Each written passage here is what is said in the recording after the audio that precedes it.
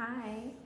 I'm going to be talking about two orange blossom products today. My 2025 orange blossom enfleurage, which I have right here, and then the Perfume oud blossom, which is set in the orange blossom enfleurage. And I'm talking about this because I'm running 60% off of orange blossom scents and enfleurage today. Hi, welcome. And talking about orange blossom. So if you have any questions or comments, let me know.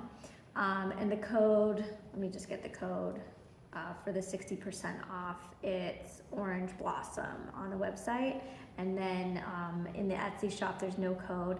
If you want the enfleurage though, that's only on the website. And that one is, I just released it like maybe a month and a half ago, and it's selling out pretty quickly. I'm already about halfway through what I had for the 2025 season. So if you want to get the enfleurage, this would be a great time because it's 60% off.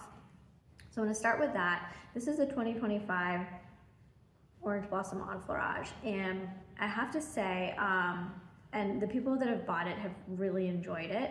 It is a lighter, fresher expression of orange blossom than my last release, and that last release was like deeper, more indolic, more tea and honeyed, and with some like raspberry tones. This one is lighter, crisper, a little bit more of like a neroli kind of emphasis, and then I would almost say it kind of goes into like a southern magnolia, that kind of rainwater, fresh shower scent.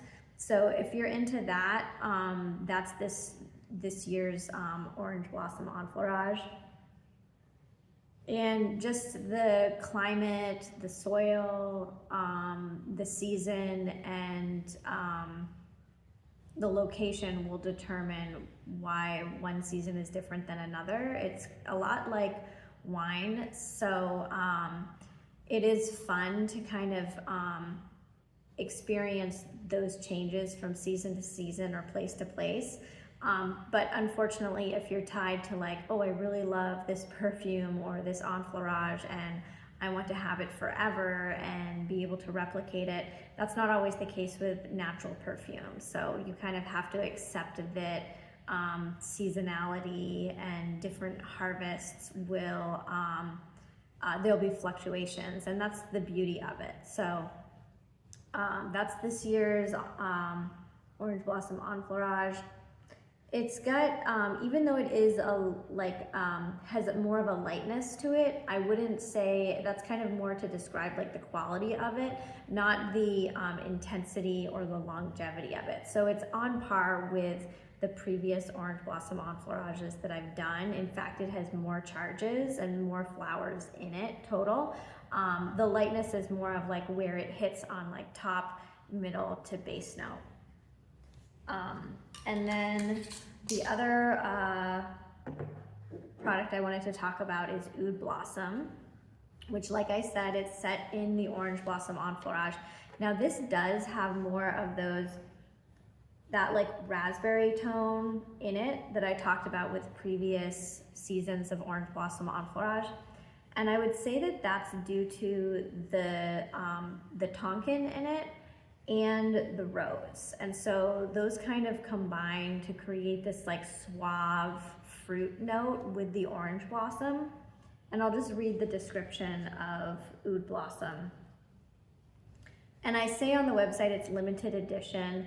I've been able to recreate it because I've had an overflow of orange blossom enfleurage, some of that I set aside each season for this perfume in particular, but it's not a guarantee that I will be able to create it indefinitely. So that's another one that if you like this perfume, it's 60% off today.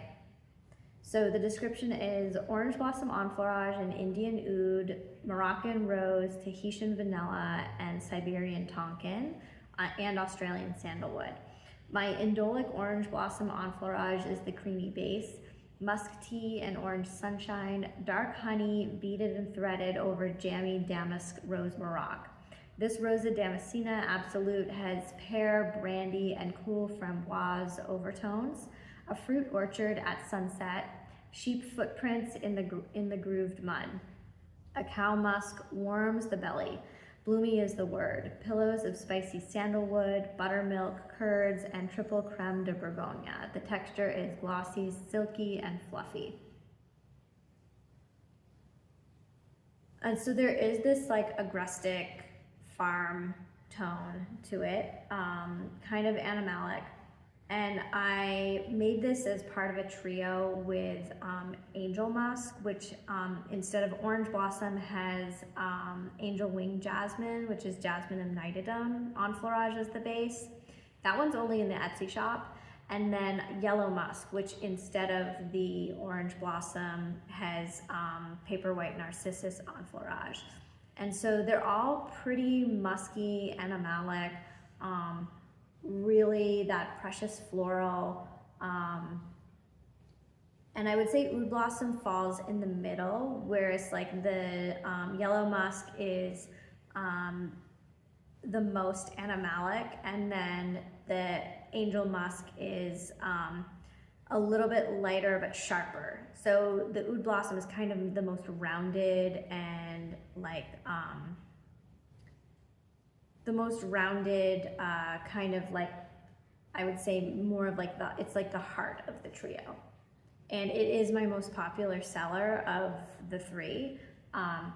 Personally, I like yellow musk the best, but I think some people don't love paper white narcissus, and so that can be kind of off-putting, but the vanilla with the paper white narcissus makes this like rich, almost like egg custard scent that I just love. That one's not on sale today though, only the oud blossom is.